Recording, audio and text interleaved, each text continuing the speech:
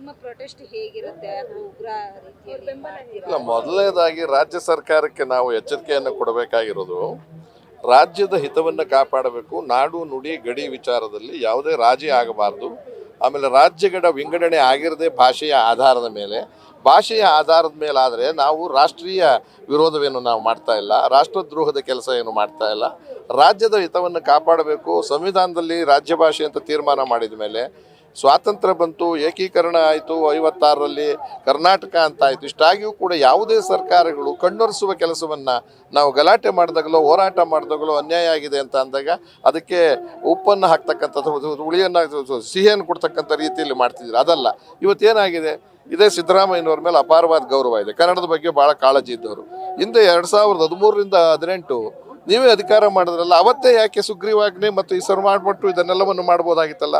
ಆಮೇಲೆ ನಾವು ನಾವು ಇವಾಗ 15 ದಿನಗಳ ಕಾಲ ಹೋರಾಟಗಾರರನ್ನು ಹತ್ತಿಕ್ಕೋ ಕೆಲಸ ಮಾಡಿ ನ್ಯಾಯಾಂಗ ಬಂಧನ ಕೊಟ್ಟಿದ್ದೀರಾ. ಅದು ಎಷ್ಟರ ಮಟ್ಟಿಗೆ ಸರಿ? ಒಂದು ಕಡೆ ಮಾಡಾಳ್ ವಿರೂಪಾಟ 8 ಕೋಟಿ ದುಡ್ಡು ಸಿಕ್ತು ಅಂತ ಅವರಿಗೆ ಪ್ರೊಸೀಜರಲ್ ಲ್ಯಾಪ್ಸಸ್ ಅಂತ ಅವ್ರನ್ನ ಒಳಗಡೆ ಹಾಕ್ತಾ ಇರೋ ಥರ ನೋಡ್ಕೋತೀರಾ. ಇನ್ನೊಂದು ಕಡೆ ನಿಮ್ಮ ಡೆಪ್ಟಿ CM ಅವ್ರದ್ದು ಡೆಲ್ಲಿನಲ್ಲಿ 8 ಕೋಟಿ ಸಿಕ್ಕಿ ಒಂದು ಮೋಸ ಮಾಡಿದರೆ, ಖಜಾನೆ ಲೂಟಿ ಮಾಡಿದರೆ ಅವ್ರಿಗೆ ಸ್ಪೀಕರ್ ಒಪ್ಪಿಗೆ ಇಲ್ಲ, ಅದಕ್ಕೋಸ್ಕರ ಆ ಕೇಸ್ ವಜಾ ಮಾಡ್ತೀವಿ ಅಂತಾರೆ. ಆದರೆ ನಾವು ಮಾಡ್ತಿರೋದು ದರೋಡನ, ಖಜಾನೆ ಲೂಟಿನ ಅಥವಾ ಮೋಸಗಾರ ಮಾಡ್ತಿದ್ದೀವಿ ಯಾರಿಗಾದರೂ? ಓಲಿ ಇಲ್ಲಾಗಿರ್ತಕ್ಕಂಥದ್ದೇನು, ಇಲ್ಲೀಗಲ್ ಆಗಿ ಬೋರ್ಡನ್ನು 50% ಆದರೂ ಇತ್ತಲ್ಲ, ಏನು 50 ಕನ್ನಡದಲ್ಲಿ ಇರಬೇಕು ಮತ್ತಿಲ್ಲ ಅಂತ ನಿಮ್ಮಲ್ಲೇ ಹೇಳಿದ್ರೆ ಆಗ್ತಿತ್ತು 2022ನಲ್ಲಿ ಅಂತ ನೀವೇ ಹೇಳ್ತಾ ಇದ್ದೀರಾ. ಅದ್ರ ಪ್ರಕಾರ ನಮ್ಮ ಅಧಿಕಾರಿಗಳು ಯಾಕೆ ಆ ಬೋರ್ಡ್ ಕಿತ್ತಾಕಲಿಲ್ಲ?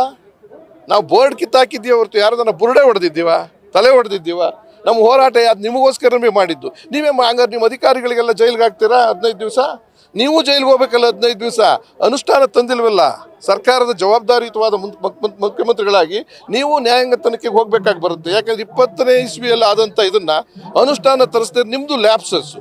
ಹಾಗಾಗಿ ನಾವು ಹೇಳ್ತಕ್ಕಂಥದ್ದು ಇದು ಎಲ್ಲೋ ಒಂದು ಕಡೆ ನೀವು ನುಡಿದಂತೆ ನಡಿತೀನಿ ಅಂತ ಹೇಳ್ತಕ್ಕಂಥ ರೀತಿಯಲ್ಲಿ ಭಾಷೆಯ ವಿಚಾರ ಬಂದಾಗ ಸಾಂದರ್ಭಿಕವಾಗಿ ಅನುಕೂಲ ಮಾತನಾಡಬೇಡಿ, ಕಡ್ಡಾಯವಾಗಿ ಆಗಬೇಕಾಗಿದೆ. ನಾವು ನಮ್ಮ ಹಕ್ಕನ್ನು ಪ್ರತಿಪಾದಿಸ್ತಾ ಇದ್ದೀವಿ. ನ್ಯಾಯಾಂಗ ನಿಂದನೆಗೆ ಅರೆಸ್ಟ್ ಮಾಡಿರ್ತಕ್ಕಂಥ ತಪ್ಪು. ಬೋರ್ಡು ಕನ್ನಡದಲ್ಲಿ ಇರದೇ ಇದ್ರೆ ಇಲ್ಲಿಗಲ್ ತಾನೇ ಅದು.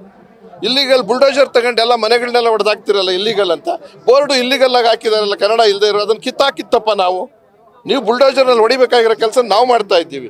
ಆ ದೃಷ್ಟಿಯಿಂದ ಒಂದು ಎಚ್ಚರಿಕೆಯನ್ನು ಕೊಡ್ತೀವಿ, ನಾವು ಅಷ್ಟೊಂದು ಸುಲಭ ಅನ್ಕೋಬೇಡಿ. ಹತ್ತಿಕ್ಬಿಟ್ಟು ನಾವು ಅಧಿಕಾರ ಮಾಡ್ತೀವಿ ಅಂತಂದ್ರೆ ಒಂದೇ ಒಂದು ಮಾತು ಹೇಳ್ತೀನಿ, ನಾರಾಯಣಗೌಡರಾಗಲಿ ಯಾರೇ ಆಗಲಿ, ಹೋರಾಟಗಾರರು ಯಾವುದೇ ಕೇಸ್ಗಳಿದ್ರು ಹಿಂದಕ್ಕೆ ತಗೊಳ್ಳಿ ಮತ್ತು ನ್ಯಾಯಯುತವಾಗಿ ಅದನ್ನು ಯೋಚನೆ ಮಾಡೋಣ. ಆಮೇಲೆ ನ್ಯಾಯಾಂಗದಿಂದ ಮಾಡೋದನ್ನ ಖಂಡಿಸ್ತೀವಿ, ಕ್ಷಮೆ ಯಾಚಿಸಿ ಅವ್ರನ್ನ ಬಿಡುಗಡೆ ಮಾಡಬೇಕು. ಇಲ್ಲದೆ ರಾಜ್ಯಾದ್ಯಂತ ಸರ್ಕಾರದ ವಿರುದ್ಧವಾಗಿ ನಾವು ನಿಂತ್ಕೋಬೇಕಾಗತ್ತೆ, ಬೀದಿ ನಿಂತು.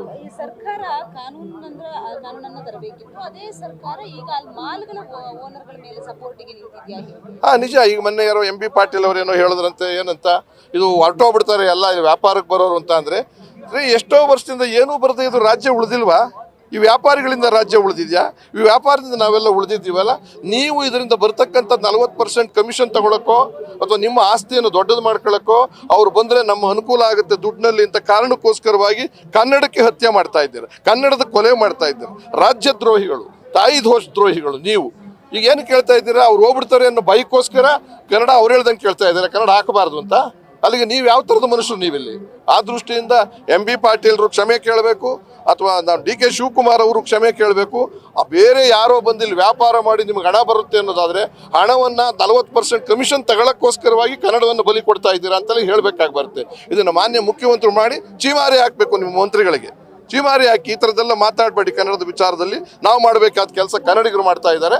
ಆ ದೃಷ್ಟಿಯಿಂದ ಅವ್ರ ಪರವಾಗಿ ನಾವು ನಿಲ್ಲಬೇಕು ಅಂತ ಈ ನಾರಾಯಣಗೌಡರನ್ನ ಬಿಡುಗಡೆ ಮಾಡೋದು ಮತ್ತು ನ್ಯಾಯಾಂಗ ಬಂದಲ್ಲಿ ಬಿಡುಗಡೆ ಮಾಡಿ ಕೇಸ್ನೆಲ್ಲ ವಾಪಸ್ ತಗೋಬೇಕು. ಮತ್ತು ಈ ಏನು ಗಡುವು ಕೊಟ್ಟಿದ್ದೀರೋ ಆ ಗಡುವಿನಲ್ಲಿ ನಿಮ್ಮ ಇಲಾಖೆಯವ್ರು ಯಾರಾದರೂ ಉಲ್ಲಂಘನೆ ಮಾಡಿದ್ರೆ ಅವ್ರನ್ನ ನ್ಯಾಯಾಂಗ ಬಂಧನೆ ಮಾಡಿ ಕೇಸ್ ಹಾಕಿ ಜೈಲಿಗೆ ಹಾಕಿ. ಇದು ನನ್ನ ಮನವಿ.